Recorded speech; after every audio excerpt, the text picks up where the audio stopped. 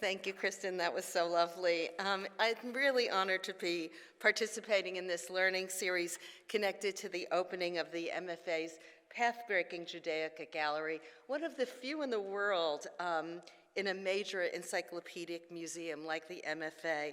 And it's a privilege to be in the distinguished company of the other speakers in this series and to speak on during Women's History Month on feminist interventions in Jewish practice. I want to thank you all for being here today, including some loved friends. I see some supportive faces in the audience, and also to welcome those of you who are joining us remotely online through the miracles of technology. And in this hour, I'm going to suggest something about how, let's see if I know how to do this. Wow. Something about how feminist interpretations of Jewish texts have upturned classical perspectives, sometimes through analysis and sometimes through creative rewriting, what is called midrash. I will survey a little bit of the new scholarship that led to discoveries of lost traditions and some interventions that required inventing new traditions. In recent decades, we've seen creative refashioning of ritual objects, additions to old prayers, and the composition of new prayers. Some of what has been elevated from the Jewish past, like the portraits that give insight into women's lives, or magnificent ornate headwear designed paradoxically to preserve women's modesty by covering their hair, or the embroidered Torah wimples that women crafted to honor a birth, or the Hanukkah lamps that feature the heroine Judith, and some of the innovations to which I will refer, like Miriam's cups or feminist ritual jewelry, receive pride of place both in the new Intentional Beauty Gallery, that's a great picture, thank you, Simona, and elsewhere displayed in this museum, making visible the presence of Jewish women whose stories, labors, and prayers have for too long been shrouded in shadow. Many of these Judaica acquisitions or items taken from the collection and newly exhibited are a tribute to the extraordinary efforts and dedication of Simona Dinepi, the MFA's Schusterman Curator of Judaica, seated here in the third row. Simona.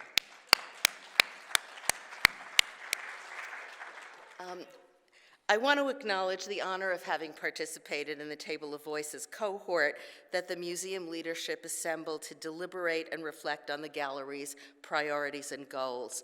The group was consciously composed to reflect Boston's diversity, racial, ethnic, generational, religious, across gender and sexual identities, and with expertise in a wide range of fields.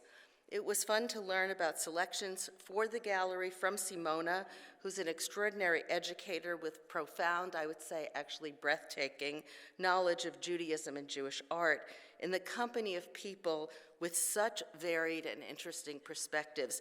And what I will just share with you is that the group developed a consensus that the gallery's objects should teach about Judaism and Jewish values while expressing the variety of Judaica across time and place, Judaism's time-honored traditions, and its dynamism in a way that would be equally moving and enlightening to those of us intimately connected to this tradition and to people for whom it is unfamiliar, uncharted terrain. And I was really grateful to have a glimpse into the process by which a gallery like this is created. I'm going to start with a little history, as fast as I can, of Jewish feminism.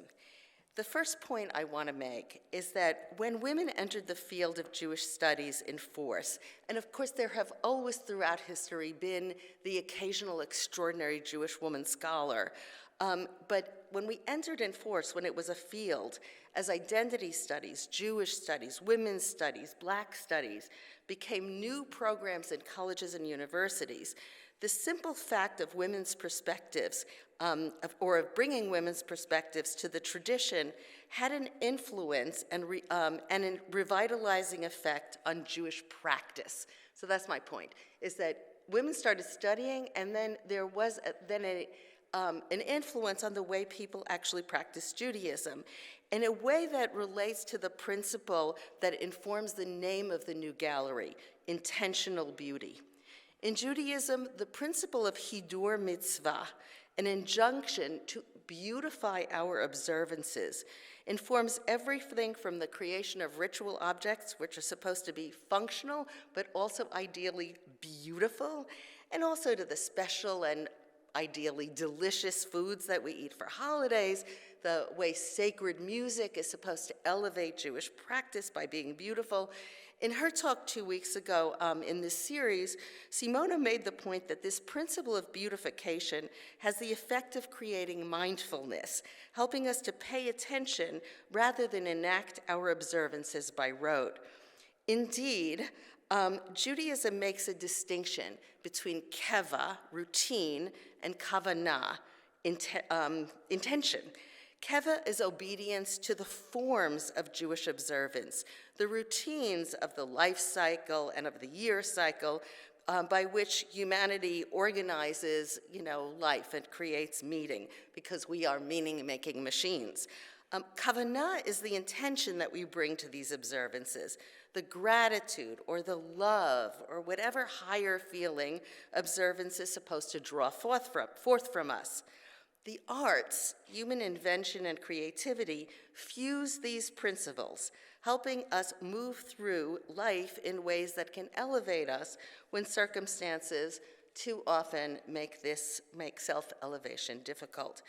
So my point about women's entering into this field is that the very act of women paying attention to things that had long been taken for granted, even if they were paying attention with a critical eye, or with the goal of celebrating what hadn't been celebrated before, like women's life cycle moments, this attention woke up Jewish practice. For example, in the spirit of egalitarianism that many families in my generation strove to honor, if we were expected to welcome our sons with the party that accompanied the obligatory circumcision ceremony, at which a baby boy was conferred his name, then daughters deserved a party too. The Simchat Bat or Brit Bat, which are names for this then new ritual of naming a baby girl, was among the first feminist interventions in Jewish practice. To create these ceremonies, people like us, when we had daughters, wondered what ritual practices would be appropriate for a baby girl. Wrapping her in a talit, the way sometimes you did under the chuppah, washing her feet in a welcoming gesture that alluded to the foot-washing hospitality that we read about in the Torah. What should we do? The old naming prayer was read with attention and revised, if only to add the names of biblical heroines to the patriarchs. The child's names were explained and in loving detail, and little booklets were designed for these ceremonies to explain the ritual because the ritual was new. At my daughter's namings, we wrote 7 blessings that echoed the 7 blessings at a Jewish wedding. These ceremonies were thoughtful, personal, and actually quite lovely. The bris for baby boys that I remember when I was a kid were quick businesses, quick rituals. The awkward business of the circumcision was quickly accomplished, and the officiant mumbled some Hebrew, and then we ran off to have fun around the bagels, which made total sense. But after the attention that had been given to creating a ritual for daughters, sons deserved no less. And the bris in our circles became infused with the new meaning and spirit, the religious spirit, that had been conferred upon the creation of Simchat Bat ceremonies. And I would say similarly, Jewish women began finding religious community. Jewish women found religious community in, at the time, this even precedes me, new moon circles, at a time when the women's movement was vitalized by, I don't know how many of you are old enough to remember this, consciousness-raising circles. It was a thing, and liberal women revived what was a classical Jewish holiday still and continuously observed by religious women, which is the new moon, Rosh Chodesh, when the moon is just beginning to wax. The new month is starting, and in religious circles, it was a half holiday for women. And there's a whole biblical, midrashic explanation for this. Women didn't give their jewelry for the golden calf. Women were more pious. Therefore, God gifted them with this special observance, though all Jews observe the new moon as a sort of half holiday. But it was special for women, which of course makes sense, because women and the moon are associated mythologically forever. Menses, the month, the tides, all of this are moon and women infused, to say nothing of the lunacy from lunar that is associated with women. So it made sense that this was connected, and these Rosh Chodesh groups started forming. And they had learning, typically food, socializing, and women started digging through the tradition of what was going to be happening in that month to create some rituals associated with the month. And then a bunch of books came out. Susan Barron's book on Rosh Chodesh, our local Penina Edelman wrote something called Miriam's Well about the new moon, and it was a little revival. So Jewish women's community led to the widespread practice then of the woman's seder, out of which came a rereading of the Exodus that focused on Miriam's leadership and her story, and I will return to that in this slideshow shortly. And from these women's seders, which were not actually on Passover, but just before Passover, they created supplements for the Haggadah, which is the guide to the Seder ceremony, and new ritual objects like the tambourine, which revived an object from the Torah, and I'm going to come back to that, and the Miriam's cup, which I'll also talk about in due course.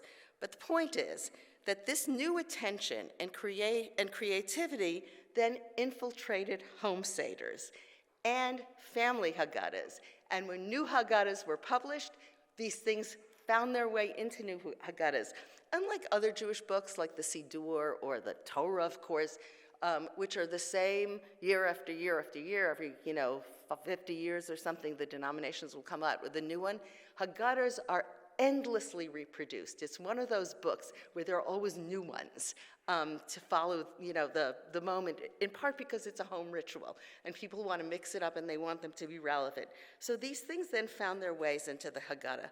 So in the 1980s, and my point, the women's Seder changed the home Seder. In the 1980s, I used to joke that when, in 1,000 years, when the Simchat Bat would have long since been codified and nobody remembered a time when it didn't exist, the opening line would still be, "This is a new ritual for which there is no set liturgy," because everyone we went to started that way. But what I've since learned in the many decades that followed is that it only takes one generation to go back to Sinai. And according to Jewish mythology, everyone in every generation heard that is, every Jewish soul from the past and into the infinite future was present at Mount Sinai and heard his or her own Torah. So the first book of Jewish feminist theology was written by Judith Plaskow. We're not much of a theological people, but she wrote a book called Standing Again at Sinai.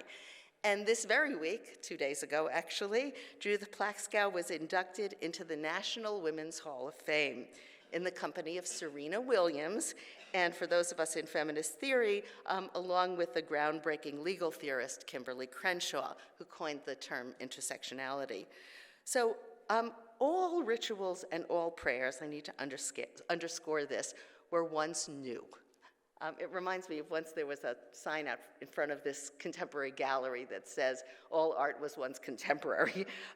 All ritual and prayers were once new, and feminist shakeups of patriarchal norms are still being naturalized into the tradition. I may have to remind myself to put a Miriam's cup on the Seder table, but my daughters who are in their 30s have never seen a Seder table without one.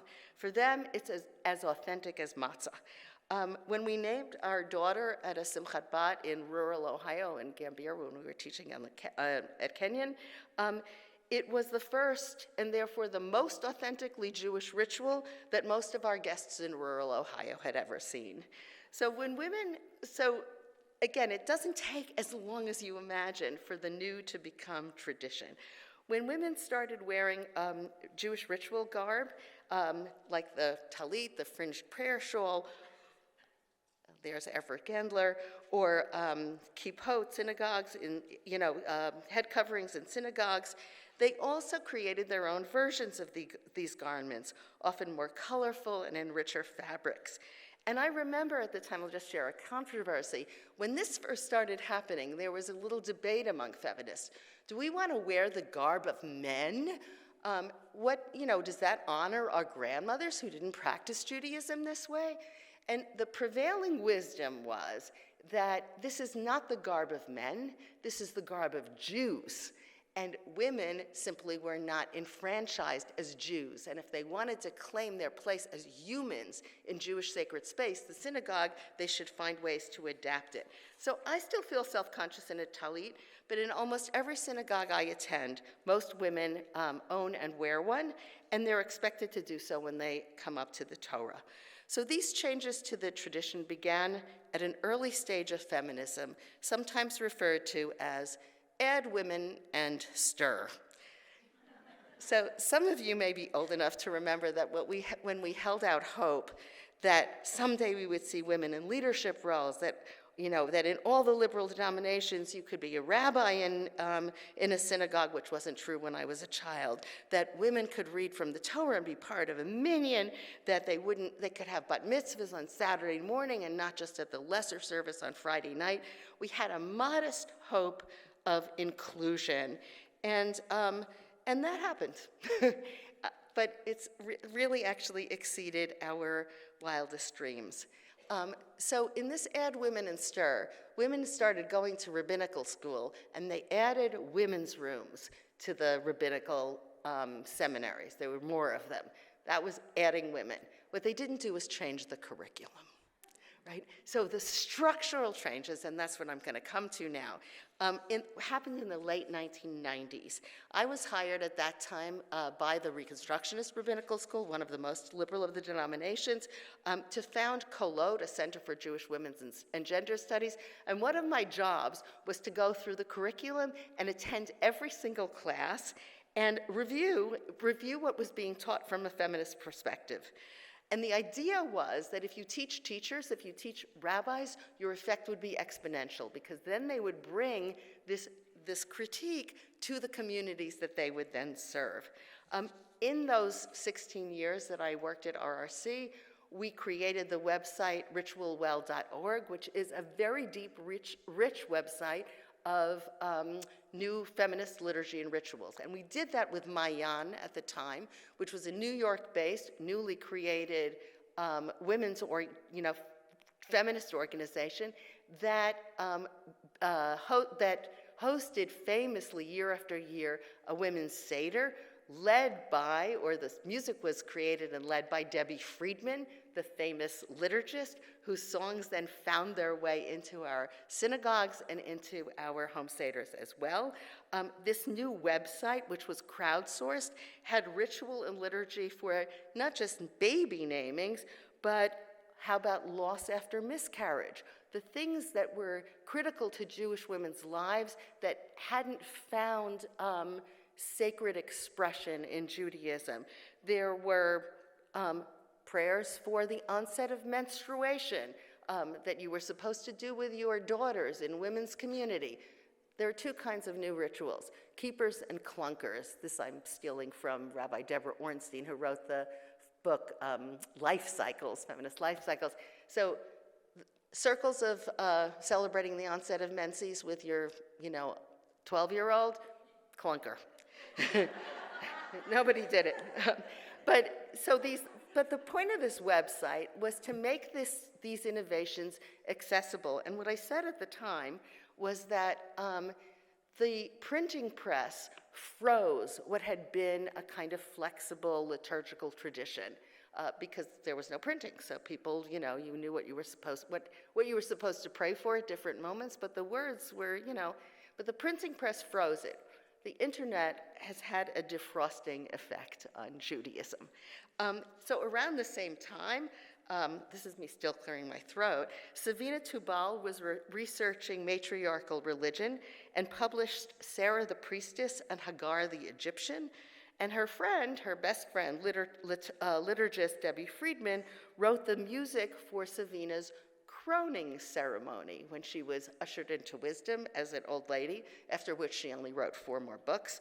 And the song Lechi Lach, which is now really a staple in contemporary, liberal Judaism. And that ceremony became the subject of a documentary, Timbrels and Torahs. And there were other documentaries that came out around the same time. One was the Return of Sarah's Daughters, where Jewish feminist academics were talking about what they were finding and discovering. So there were websites, there were documentaries. The Return of Sarah's Daughters led to Henny Wenkart's Sarah's Daughters Sing, a collection of midrashic poetry, after which she started creating the Jewish Women's Literary Annual, once a year publishing Jewish women's midrashic poetic interventions, that is, interpretive poems about the Torah. So this literature was just everywhere. And at the same time, you had these fictions about Jewish women's community. Contemporary women's community, Esther Bronner's Weave of Women, and then, of course, famously, Anita Diamond's The Red Tent, which imagined women's community back in biblical times. At this time, the Jewish Women's Archive was founded by Gail Reamer and Barbara Dobkin with the express purpose of ensuring that Jewish women's place in history would no longer be lost. So they weren't even looking back, they were just documenting what Jewish women were doing in the 20th century at the time.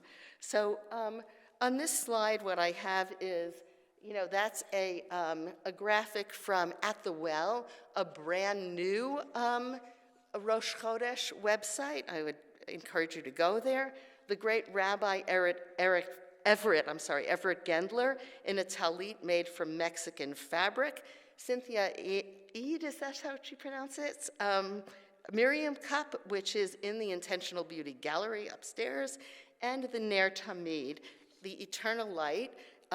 Every synagogue has one, a symbol of divinity as light. So here's my mantra.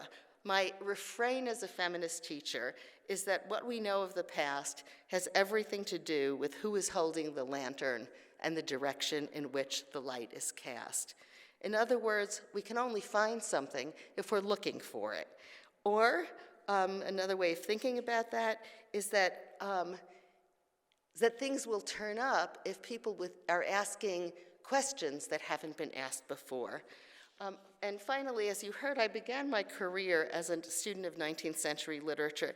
And one of my favorite sentences is Anna Elliot in Jane Austen's Persuasion, telling the man who she will eventually marry as a way of ending the argument. He quoted something from a book, and she says, men have had every advantage of us in telling their own story.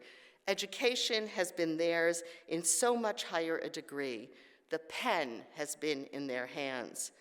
I will not allow books to prove anything. It's lovely, snarky. So books. There is an enormous library of Jewish feminist production and scholarship. And this is almost a random sample. I just looked at my shelves and pulled off some things that I thought would be sort of exemplary of the ways in which Jewish knowledge has been reshaped. The library of this new body of work is vast. And as early as 1983, Susanna Heschel in the top corner created an anthology of essays by Jewish feminists, raising many issues, perhaps the most memorably, a debate between scholars about the relative importance of Jewish law, halakha, and theology in addressing the inequities in Jewish life and practice. Plaskow said Jewish law, Plaskow said Jewish theology. Of course, she wrote the book Standing Again at Sinai, and Cynthia Ozick was like, no, nobody does that. All we care about is law. We need to intervene in the law. In 2001, which is now a long time ago, but then this was so radical, and I even put it up there. There it is on the other corner, was Danya Rutenberg, Rabbi Danya Rutenberg, published Yentl's Revenge, a collection of essays on the next wave of Jewish feminism. And I just encourage you to look at the provocative, picture on the cover. And the foreword was written by Susanna Heschel. I've included on this slide my own work on Hebrew Bible and Scripture, First Stories of Jewish Sexual Identities, in which I argue that the Bible codified the two-sex system, Adam and Eve, which is now being blown up. And Bible stories provide the foundation for many myths about gender roles and gender stereotypes. There are feminist Torah and Haftorah commentaries, some with each parsha being commented on each weekly reading of the Torah by a different woman who is a rabbi. There are so many. The Flying Camel is a collection of essays on the experience of Jewish women of Middle Eastern and North African Jewish heritage, an area of study that right now is burgeoning in the academy as we participate in diversity, equity, and inclusion efforts and begin to expand our appreciation of Judaism beyond beyond America's long time overemphasis on Ashkenazi or Eastern European Jews.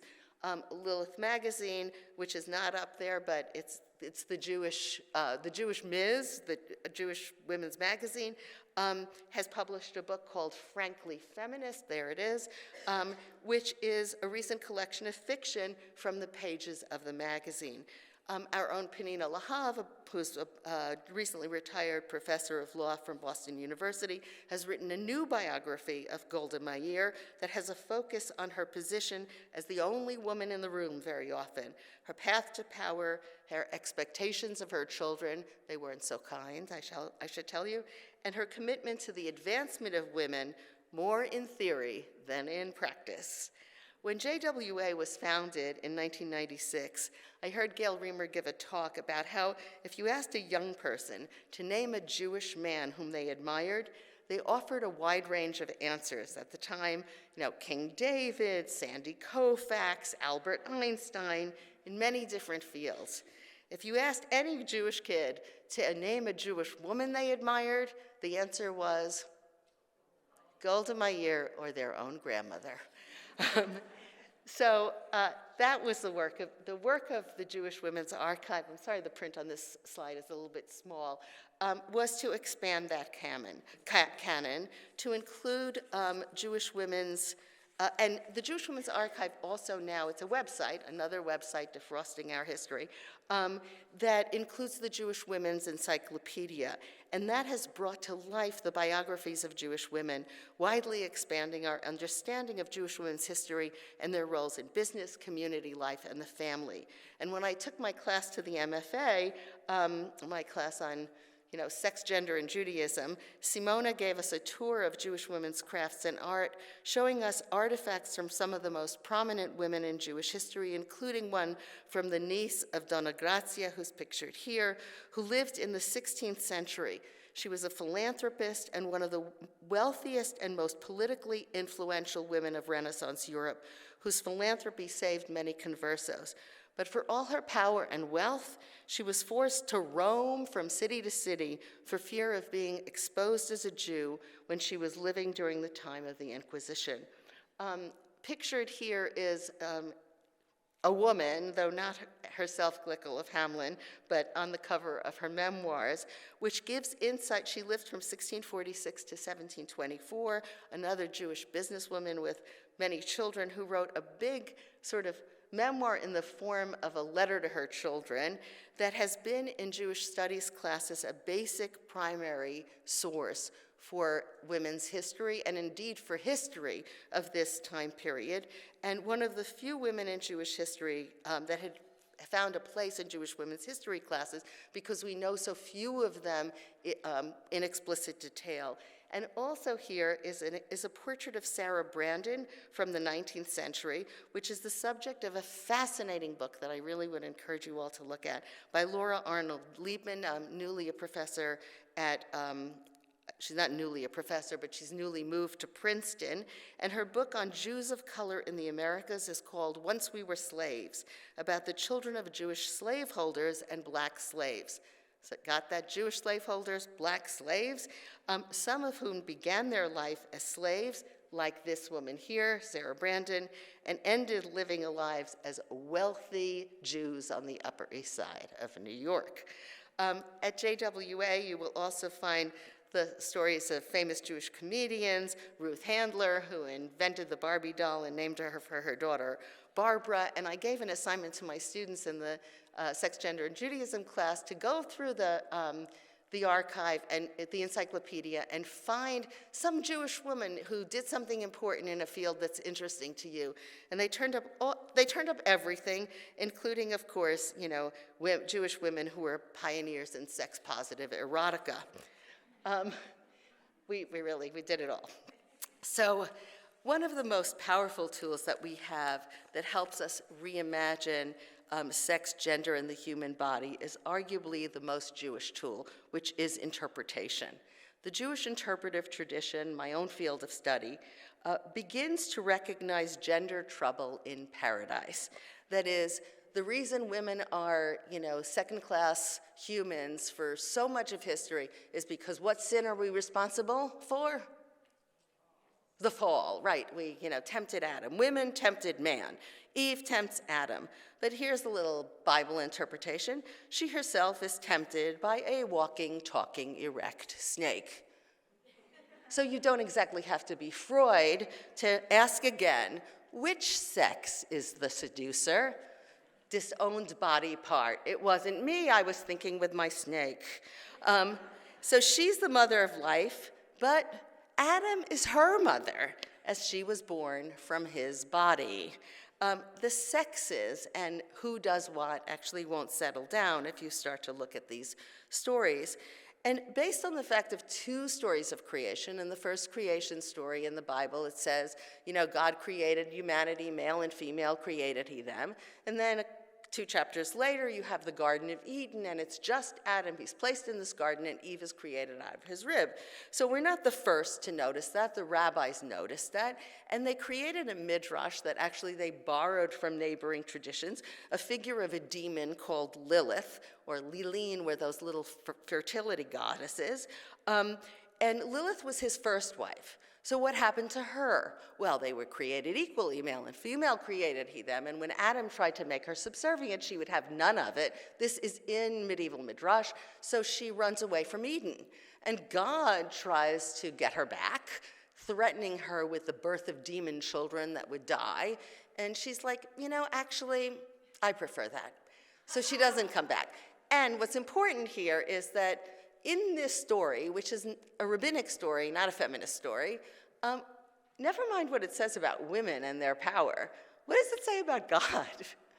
Right? He can't control the woman who won't go back. So then Eve is created to become the tame version of good womanhood. So three slides here that we have Michelangelo. I just want to, from the Sistine Chapel. I won't analyze this one, but I just would maybe ask you to think about what Eve, as she's reaching for the apple, was doing before she turned around. And that's before the fall.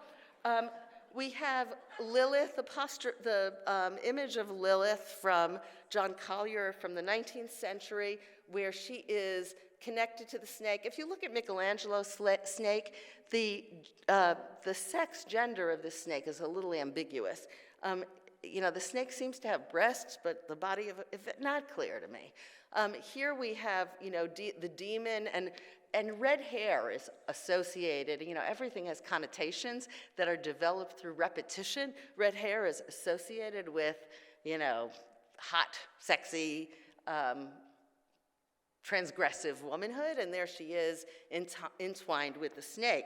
So these are the sort of the classical Lilith before she was redeemed by feminists, and she was redeemed by feminists because instead of being a demon, she became admired for her chutzpah, and when Jewish women created a magazine of their own, they called it Lilith. And the folk festival, not Jewish, Lilith Fair. So Lilith has been reclaimed partly from an Ortesk.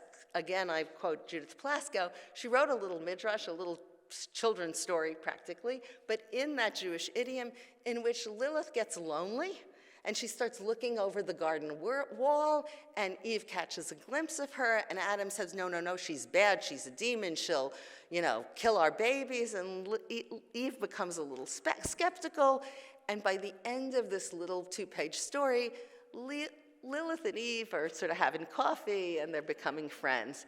And just to extend it into our own moment, as I was Googling around for Lilith images, from friendship, they become lovers in the contemporary imagination of, our own children, and now, for me, I would say even grandchildren age, Lilith and Eve, zombie girl. So I want to take, in the time I have left, I want to look at the example of my thesis that Jewish women's scholarship leads to changes in Jewish practice and Jewish liturgy through the example of 2 holidays, Passover and Hanukkah. I hope I have time for both. If not, find me in the next iteration. So in the book of Genesis, you have one story after another of sibling rivalry. That lives on into our sad, tragic contemporary moment. You have Isaac and Ishmael, Jacob and Esau, Joseph and his brothers. They're all at each other's throats. By the time we get to Exodus, that's over with. And we have leadership that is 3 siblings who are equally important and are taking care of each other. Moses, the great leader of the people, Aaron, the high priest, his brother, and Miriam, who's a leader among the women. And she has a prominent role in the story. And I think many of you, if you have any familiarity at all with the Exodus story, you can tell Miriam's story. What's a little bit shocking, if you're an actual reader of these texts, is how little text is actually devoted to the character of Miriam. If I just took it right out of the Bible and reprinted it and handed it out to you, it would fill half a page. Half a page, not so much. But we know her story through the dots on her timeline. When's the first time we see her? Shout. In the water with the Pharaoh's daughter. Yeah, there she is. So that's a nice trick. At the Nile, when she saves her baby brother Moses in the basket, one of the most famous stories of all, of Western culture, right? And the Pharaoh and this group of women who don't lead the people out of slavery, but it takes 5 of them to save the life of the one baby who will. There is the midwives who don't kill the baby who's supposed to be killed. There's his mother, Yocheved. There's Miriam, his big sister. And there's the Pharaoh's daughter who saves the baby and raises him as her own. So a conspiracy that crosses age, race, class, these women get together and save the life of the baby that's going to change dramatically the story. So that's a feminist observation. But also, uniquely, if I were to ask you, those of you who know Bible well, how many women in the Bible have a story? I mean, not women in the Bible. How many women in the Bible have a story connected to their childhood? None, except Miriam. And that's because women are important because of their sexuality. We know them as mothers, we know them as seducers, we know them as wives, but we don't know them as children. The boys have stories about childhood. But childhood stories in literature are associated with miracles for which they become important. So Superman, as a little boy, lifts up a car and he's like, oh my, I have superpowers. Hercules, you have one story connected to childhood that predicts who they'll become. So Miriam, uniquely, not a mother that we know of, not a wife that we know of, not a seducer. She doesn't fit in any of the patterns. She's sui generis, she's just herself, and she has a childhood miracle story. That's interesting. When's the next time we meet Miriam? Yep. So here we are. They finally leave Egypt. It's a whole story. And when there's the miracle of the parting of the Red Sea and they cross to the other side, it says, Miriam led the women dancing with their timbrels. Little moment, that's it. And then there's a little Miriam song that's Moses' song after the, all right, so they left Egypt in a hurry, remember? So much of a hurry that Jews are doomed to eating flatbread for 8 days because the dough didn't have enough time to rise. You don't have a lot of time to pack. What does every woman have in her backpack? She has a tambourine. So that suggests to me that if you were leaving home in a rush and you had to take something, maybe you take the family candlesticks, right? And I've told by art curators that we have a lot of Hanukkah lamps from the past because people buy numbers of them, but Shabbos candlesticks are sort of, people don't part with them, right? So we have fewer of them. They stay in the family. So we, hold those dear as women's ritual objects. But once upon a time, and there are 3 moments in the Hebrew Bible where women are actually dancing with timbrels, and I'll come back to another one, Jephthah's daughter. It suggests that once upon a time, this was a sacred ritual object, that because it was a woman's object, has fallen out of regular use. And I say, bring it back. And some people have. So here they all have timbrels, and she's leading women. Next time we see her, really weird story. Leprosy, yep. So she has, she's stricken with leprosy because she and Aaron piss off God. It's a little ambiguous why. God's angry. He comes down in a cloud in this intimate moment. It lifts it up. She has leprosy.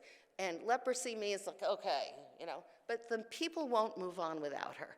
And that I think is important. Also, how do her brothers react? Not, oh, Miriam, you're a sinner.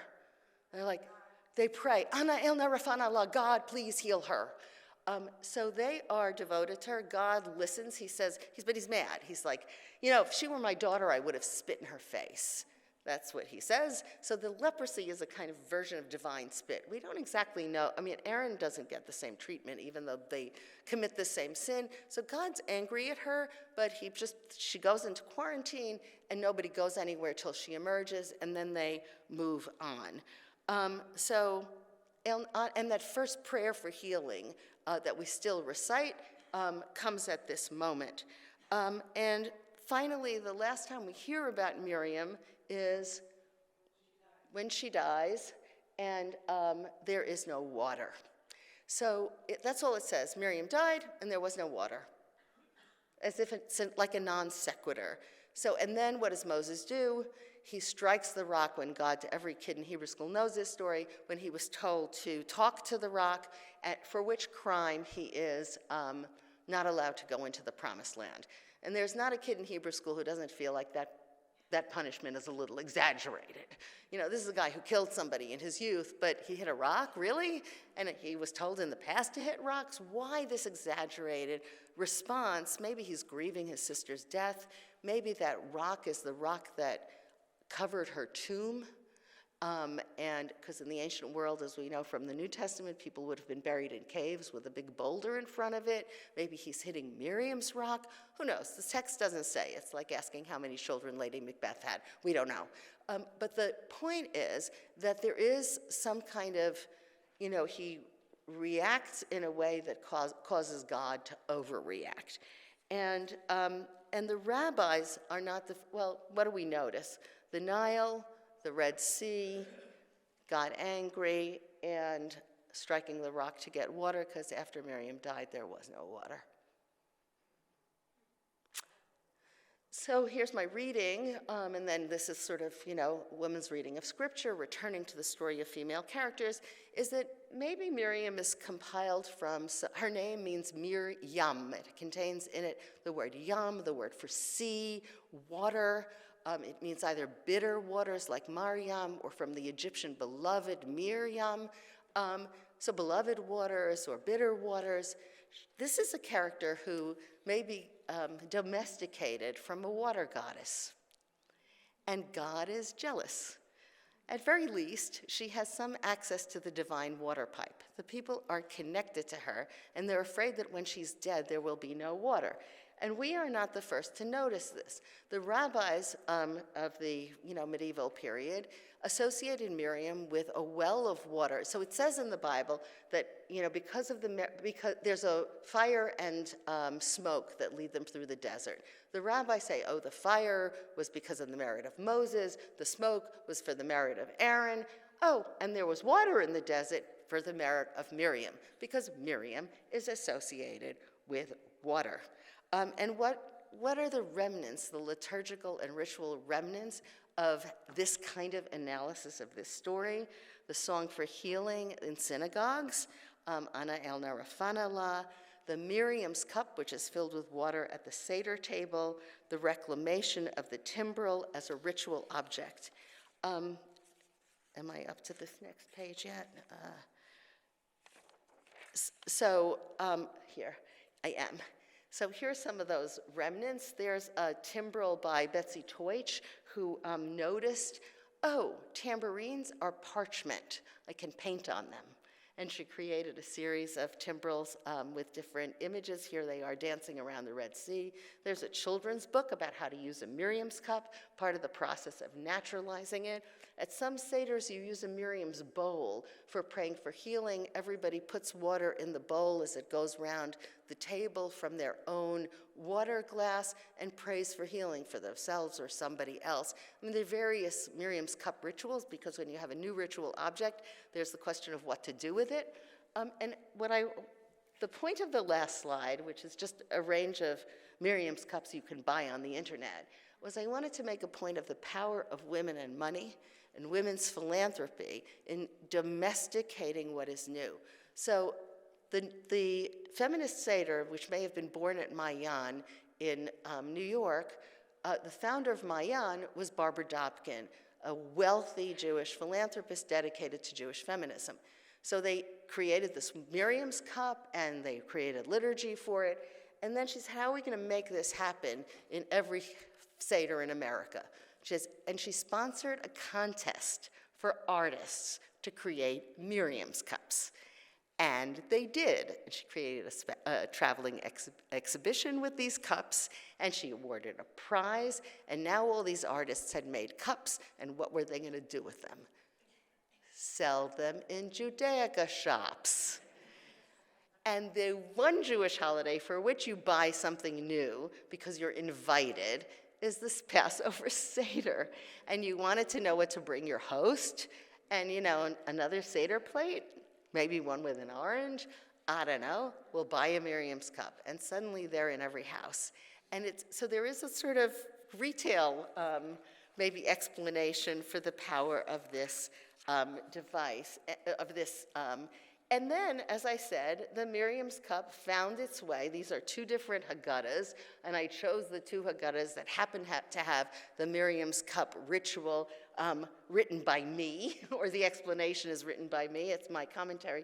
Here is all about the Miriam's association with water. My commentary here is about the tambourine, and then people would call us when, at Kolot, well, somebody gave me a Miriam's cup. What do we read? When do we do it at the Seder? Is it before the meal, after the meal? Do we do it with the Elijah's cup? So part of what made this ritual stick, I would argue, is that cups at a Seder speak in a Jewish idiom. You already have an Elijah cup. You drink 4 cups of wine. What's another cup? Also, some of us remember, in my childhood, you added a 5th cup to the 4 cups of wine to free Soviet Jewry. So it wasn't sacrilegious. It was something we'd already done as an innovation. And Miriam became the analog for Elijah. Elijah filled his cup with wine. The Miriam's cup was filled with water. And my favorite poem associated with the Miriam's cup, here's Marge Piercy, again, everybody's local. The cup of Elijah holds wine. The cup of Miriam holds water. Wine is more precious until you have no water. Water that flows in our veins, water that is the stuff of life, for we are made of breath and water, vision and fact. Elijah is the extraordinary. Miriam brings the daily wonders, the joy of a fresh morning, like a newly prepared table, a white linen cloth on which nothing has yet spilled, the descent into the heavy waters of sleep, healing us, the scent of baking bread, roasting chicken, fresh herbs, the faces of friends across the table, what sustains us every morning, every evening, the common daily miracles, like the taste of cool water. So yeah, I urge you to bring that to your seders. And I've about 10 minutes left, so I'm gonna go through Hanukkah a little bit quickly. But if you ask the average Jewish person on the street, or even the average well-educated non-Jewish person, tell me what the origin stories are of Hanukkah. They will give you two answers.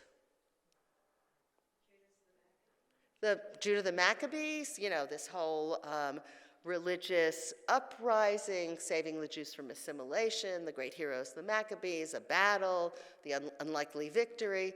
And the other is a more, the more appealing children's story, the one that took hold for more of the tradition, the story of the miracle of the oil that lasted 8 days when there was only enough for one, a symbol of Jewish faith. They lit the Ner Tamid, the eternal light in the temple anyway, and there it was, it lasted till new oil could come. Both of those precincts, the battlefield and the temple, women? No women, right?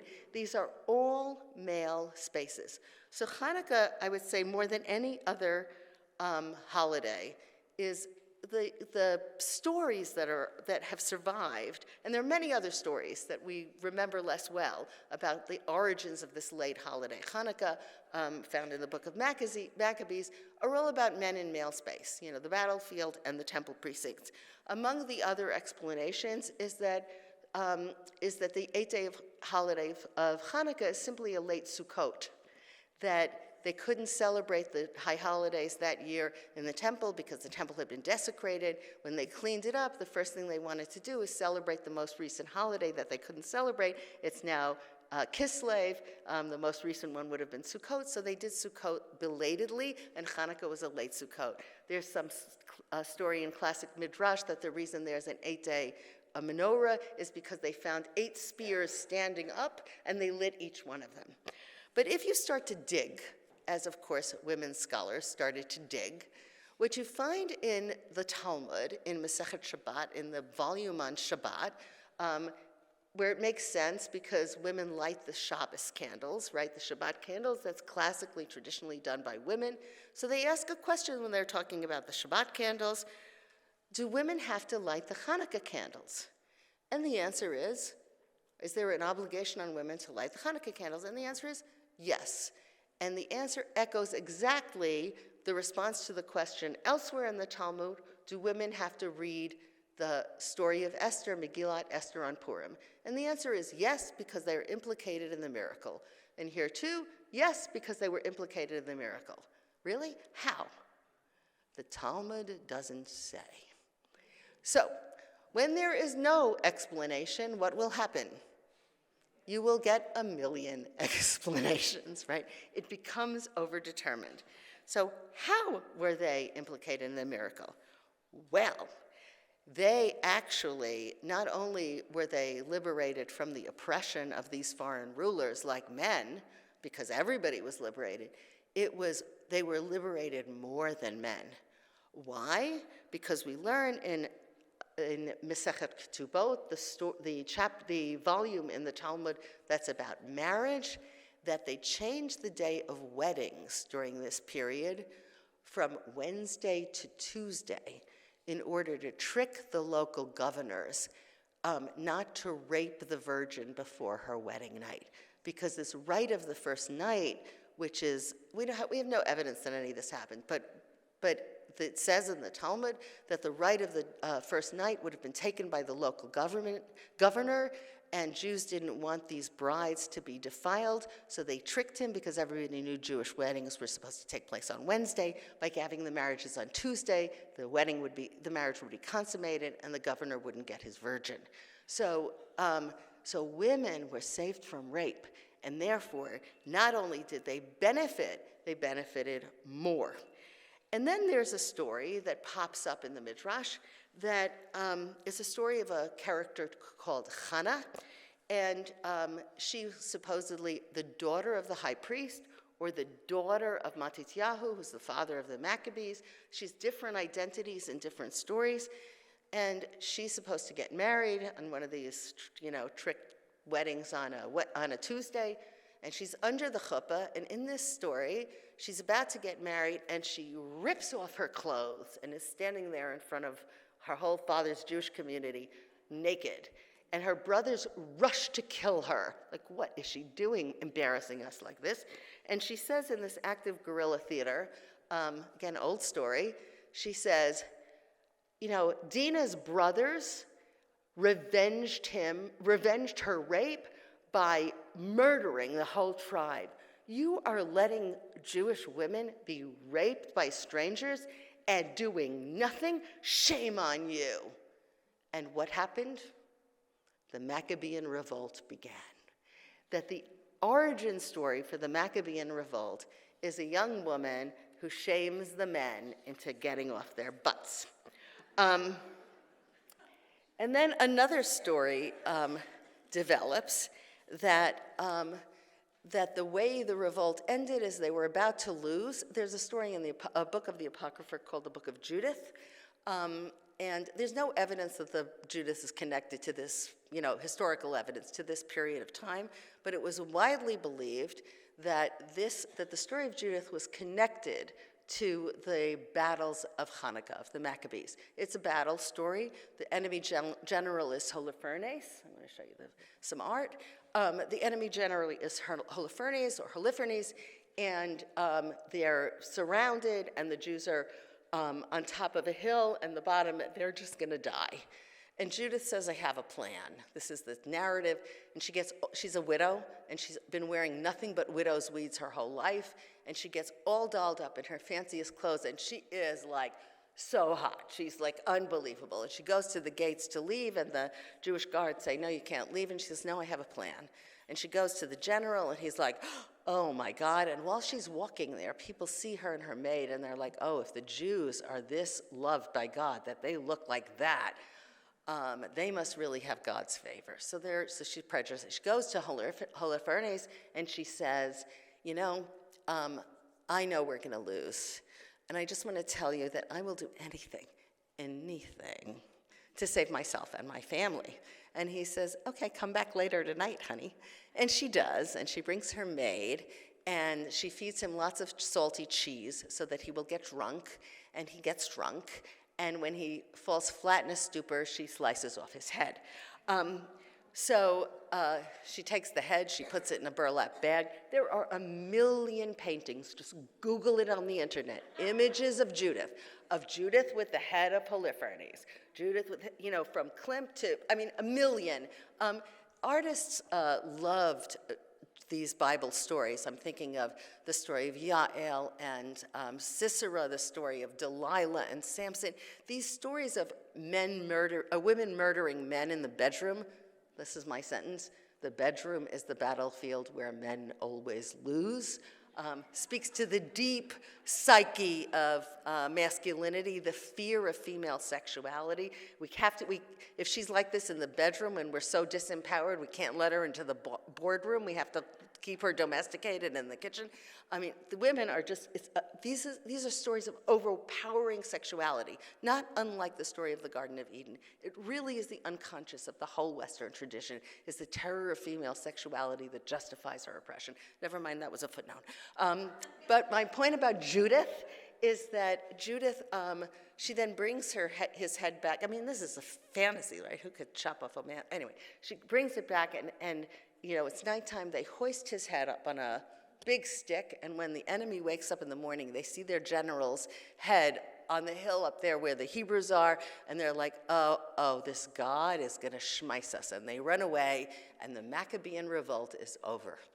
Okay, so for a story that had, for Hanukkah, which had no female presence, women benefited most from the miracle. A woman initiated the revolt, women ended the revolt, and according to Jewish tradition, women are supposed to observe Hanukkah more stringently than men, and not work while the Hanukkah candles are burning.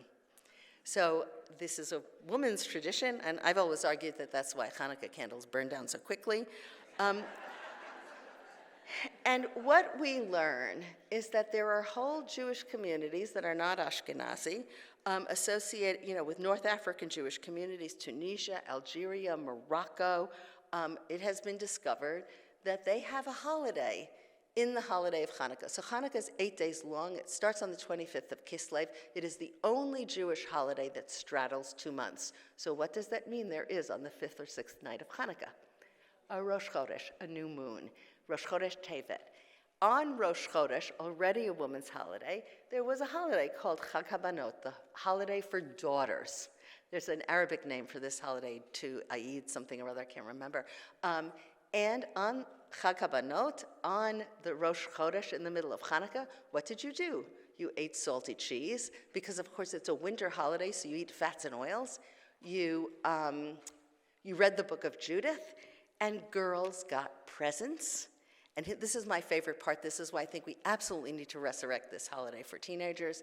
Your daughters got presents, and any girls who were quarreling were supposed to make up. So this was a day when you're holding on to that grudge that you were, all right. So it's a holiday to revive. And I'm just looking forward to the day when some of these discoveries actually find their way into the routines of regular Jewish practice.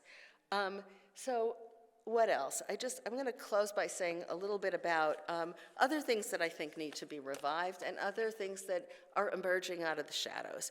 So in the book of Judges, some of you may know this story. It's not often read. We don't read it in the synagogue.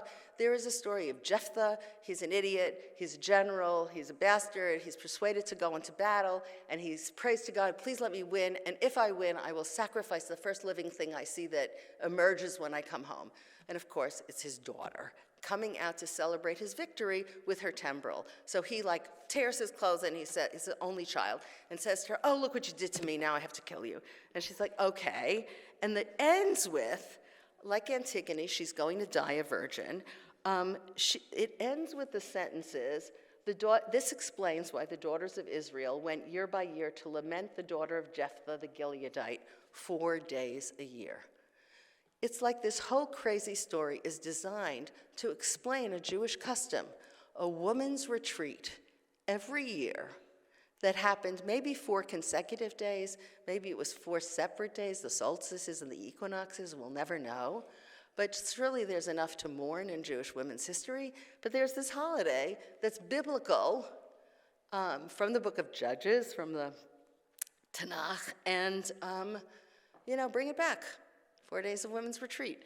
Another day that's been sort of reclaimed by Jewish women is the Fast of Esther. Hasn't taken off so much, but if you read the story of the book of Esther, it's about trafficking in women. And there is trafficking in women that is one of the great tragedies of life in the world, throughout history, including today. Let's bring it back as a fast to draw attention to trafficking in women. Or Orthodox women have tried to bring it back as a day for drawing attention to the agunah, the woman who is not granted a bill of divorce, and to bring pressure on men who do that. So I want to say that the Jewish body, now we're veering into the next stage of Jewish feminism. I used to teach courses in Jewish, in feminist Bible interpretation. Now I teach this new course on sex, gender, and Judaism. And I just want to start with the point that Jews have always legislated the body. We imprint the covenant on the body of an 8-day-old baby boy. I mean, we have no qualms about intervening in the body. From birth through death, whether, from circumcision through the rituals of Tahara, when we cleanse the corpse lovingly. We have legislation in the Talmud that says how often you're supposed to have sex, or how often a man is supposed to give his wife sex. It's a gift. Once a day if you are rich, twice a week if you work locally, once a month if you're a traveler. I mean, it really is, they have all of this, no shyness about it. And when I was, and the laws around purity, going to the mikveh, the ritual bath after you have, after menstruation. So when I was in my 20s, the very, very first article I ever wrote as a Jewish feminist was, it was all about Lilith, and I said, Jewish women are going to enter these fields, and what we are going to do is we are going to reclaim everything Jewish in a feminist way. I mean, I think we're coming a long way. But I said in this piece, the one thing we will never be able to reclaim is mikveh. It's just too yucky. I mean, it's just too associated with the idea of women as being impure. When Mayim Chaim, the feminist mikveh, created by Anita Diamond, author of The Red Tent, opened, at some early, anniversary, I was invited to speak at a conference, and my opening sentence was, here's the one thing I learned from having children, and that is to bless my words so that I can eat them. And here it is. These were words I had to eat because feminist mikveh is now a thing. The sanctity, the reclamation of this baptismal ceremony that Jews do, it's really happened, and even that has been reclaimed by feminists. Everything has a history, including the human body, and we experience our bodies not only naturally, but through the culture that tells us how to feel and teaches us how to be in our own bodies, what kind of comfort we have. So we may think that the multiplicity of human bodies and human sexuality has a distinctively contemporary ring. The biologist at Brown, Ann Fausto Sterling, came out with a book, a few decades ago, that there are not two sexes but five. Based on hormones and chromosomes and this idea of just two sexes, that's ridiculous. And now gender fluidity is pretty accepted. She raised it in a later book to 8 sexes. But as feminists start approaching the Jewish tradition, they're like, oh yeah, the Talmud has 8. There are 8 gender designations, and they're all listed on this slide, and I don't have time to go through them, but I would just urge you to look it up on myjewishlearning.com. It explains each of these 8 gender designations. Sarah Lev and Max Strassfeld are among the contemporary Talmudists who have mined the sources to support our contemporary understandings of the range of human bodies and human sexualities. There it is, LGBTQI activism, finding sources in the tradition, Torah. So I'm going to wrap up now. A few minutes over before I have to give you 15 minutes for questions, which I'm delighted to do. Just a little bit about some contemporary artists. Helene Ayalon did a scandalously heretical thing. She took the whole Torah, opened it up, covered it in laminate, and used pink highlighter to highlight every passage that pissed her off. It was just full of highlighting, and people were like, oh my God, is this art? Can you do this to the Torah? More recently, Yael Kanarak, an artist in New York, has rewritten the whole Torah, just reversing the sexes. So the snake is a serpentess. Adam is, I forgot his name, but he's a woman, Eve is a man. I mean, back to the gender binary, but never mind. What she does is she's inviting you to see what happens when you read the story as if it were all the other way around. And this is a little bit of a summary slide. So we brought the colorful talitot, but the idea of of the body being integral to Jewish ceremonies and rituals, lulav and etrog. One is male, one is female. The etrog is associated with the womb. Women use it as a fertility object. After Sukkot, it's a ritual object of a kind of citron for Sukkot, for those who may not be familiar. But it was then used in folk traditions. If you were having fertility issues, you would put the etrog under your pillow. The more phallic object is read even by the rabbis as the spine, the leaves are eyes. So the human body maps onto ritual objects. We have images from old art of Jewish women with timbrels. This is a timbrel that Betsy designed for Purim. I did it my way. That's supposed to be Esther, and you're supposed to use it as a noisemaker when we use noisemakers in the synagogue during the holiday. Here up in the gallery, we have new iterations of talit, of Jewish art as jewelry. Tamar Paley is a contemporary artist in Israel. I've met her. She's wonderful. Go up to the gallery and see her contemporary work. It pushes the boundaries on the reclamation of ritual objects. And so there's the heretical, scandalous ending. That's about pushing new boundaries. I gave a talk on the Jewish body at Newbridge. Some of you are familiar with this home for, Jewish home for people who are Jewish residents. And when I got to this slide, someone said, "Okay, one bridge too far." But it is a glimpse over the horizon, because things that were once taboo have been reclaimed. And this is what people are doing. There's a trend in Israel for grandchildren of great-grandchildren at this point, of Holocaust survivors, to tattoo their grandparents' number on their own arms as a commemorative act, but in defiance against the Jewish taboo against tattooing. This one's kosher pig, obviously.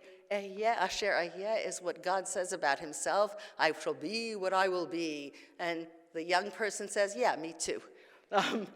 There's a chamsa, and and this I learned about from one of my students who was Jewish students, was covered in tattoos, and she made a presentation about her tattoos in this very class where they discovered women's erotica. That she talked about how she brought her grandparents around to appreciating her tattoos as expressions of her own commitment to Judaism. So this is my ending, and I just want to say that Judaism has always been complicit in the invention and reinvention of the Jewish body and gender roles as culture and society evolve. It's been always adaptive through forms of interpretation and stories and art, and today's vigorous engagements with sex and gender has led to a revitalization of Jewish rituals, elevation of Jewish women's history, discovery of and promulgation of lesser-known texts about the sex body to support Jewish inclusivity and welcoming of all Jews. Judaism has become richer, more colorful. We see what has always been there with new eyes. We invent new things that speak in a Jewish idiom and hope that someday they will be so adopted and assimilated that we'll never know that they were invented now. By focusing on some of what we see at the point of intersection of sex, gender, and Judaism, we can catch a glimpse of what may lie, as I said, on the other side of the horizon. I want to thank you so much for being here. And a little commercial to say that I teach at Northeastern, which is right across the street. And we have so many programs that are engaging academic programs sponsored by the Jewish Studies Department, and all you need to do is go on our website and sign up, and we'll send you notices of events. Tomorrow night we have Arnon Dagani speaking on Israel at this important moment. We have a week dedicated to Holocaust remembrance upcoming at the end of March that will include Eva Paddock, a survivor on the Kinder transport, who will talk about her experiences. Zoe Waxman, an expert in women and the Holocaust, will be speaking to us about rape and reproduction during the Holocaust. So if you're interested, if you are people who come to lectures, it's not far. Just have a look at the website, sign up, and we'd be delighted to see you, or I'd be delighted to see you again. Thank you.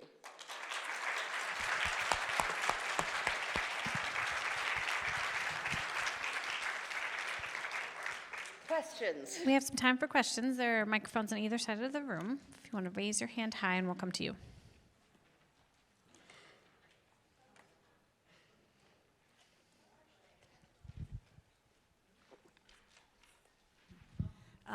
Hi, sorry. Have you seen the sistrum that's in the ancient Egyptian gallery here? Because it's a timbrel, it's a tambourine, and it's an ancient tambourine that the women used to use, but it's not shaped like that. It's kind of shaped like that with a lot of rattles on the side. So when I saw it, I just thought, well, this is ancient Egyptian. Miriam came from Egypt. Maybe this is something that she used. That is amazing. I think, Simona, you might want to add to the label. We should look at it, because it is a biblical phenomenon that women use these tambourines. And then the thing about women's practices, like women's prayers, the Techina literature that Chava Weisler discovered, is that they're folk traditions that are never mandated, they're not required. And if they're not required, they fall away. So I love that. Thank you. I did not see it, and I will have my museum professionals take me there. Great, great.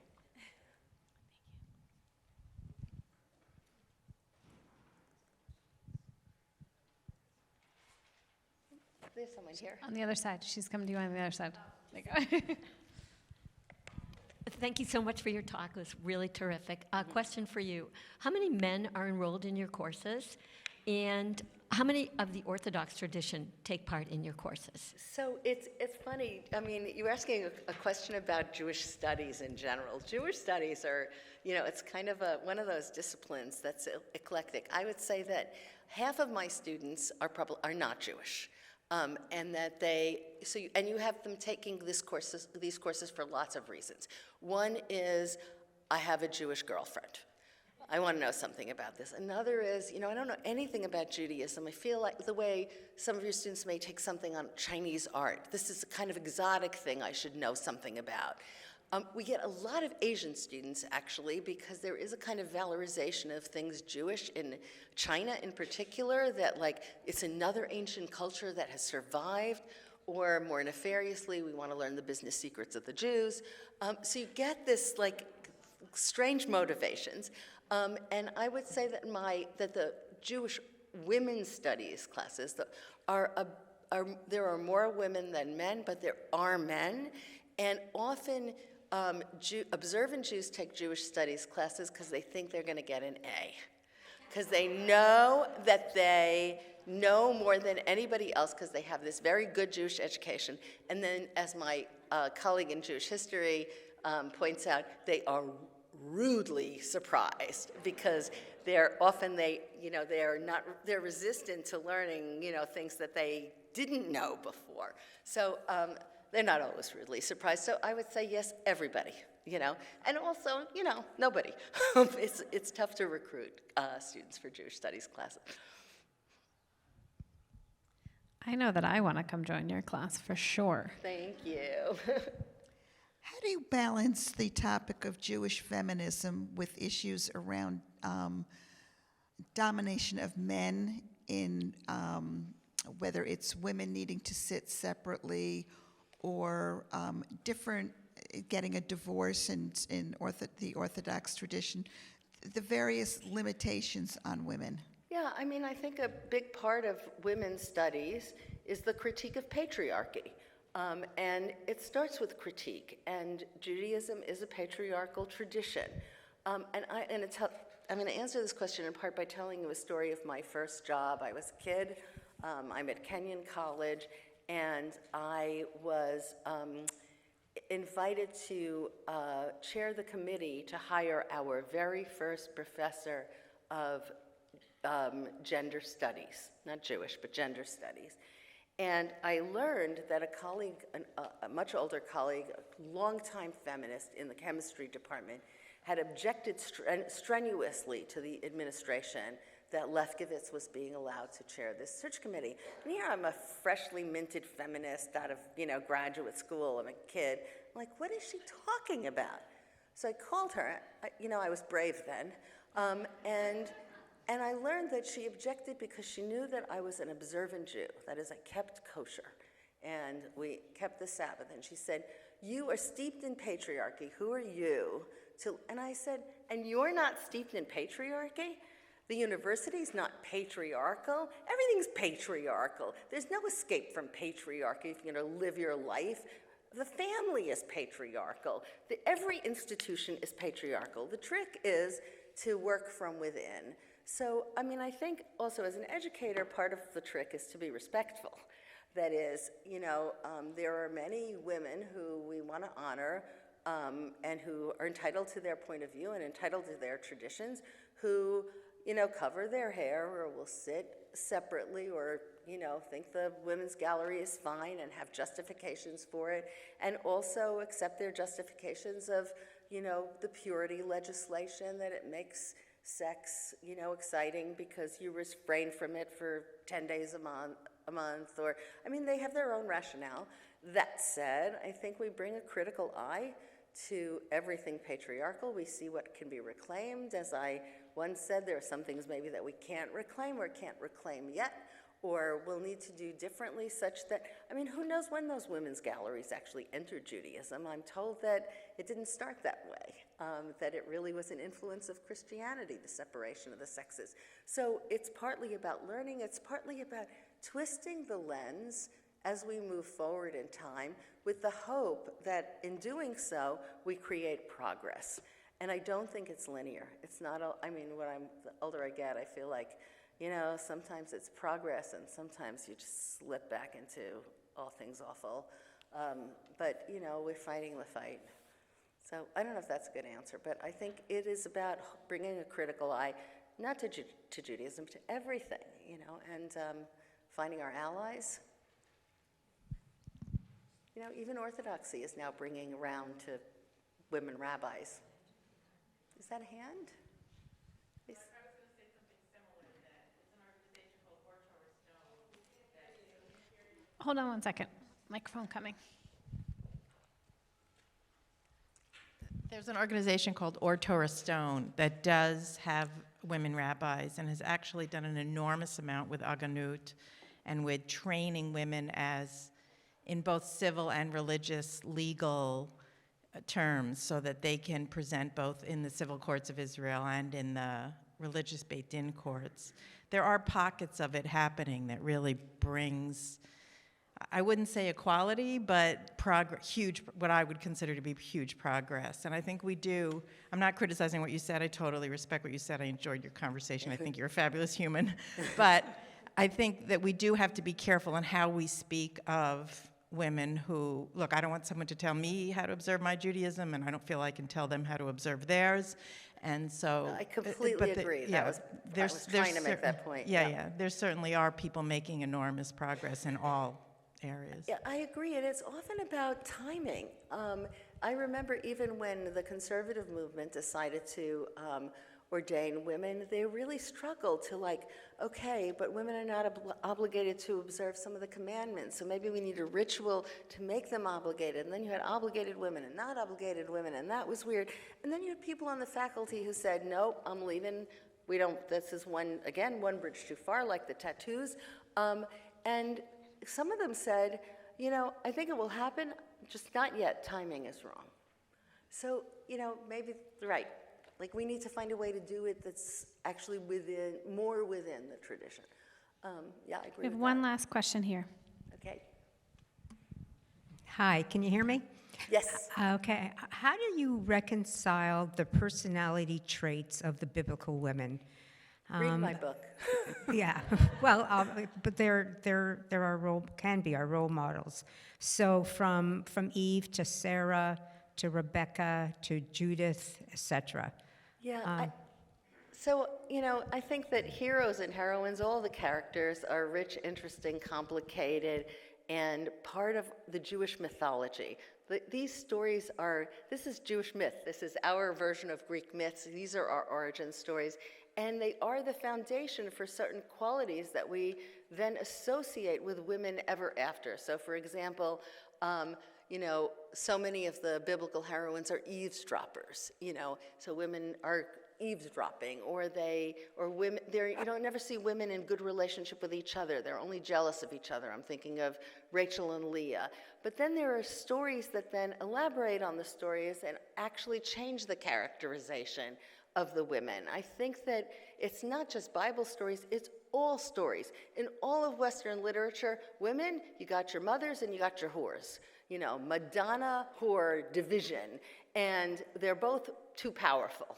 Your seductresses deprive men of reason in the bedroom, and mothers are overpowering in the kitchen. Now I'm thinking of Rebecca manipulating Jacob into stealing the birthright and, making him more manly by giving him hairy arms. And so, it's actually not Jacob who commits the sin, but it's all for his mother, who's manipulative, who becomes, I think, an archetype for the Jewish mother, overbearing, just listen to what I say, go to medical school.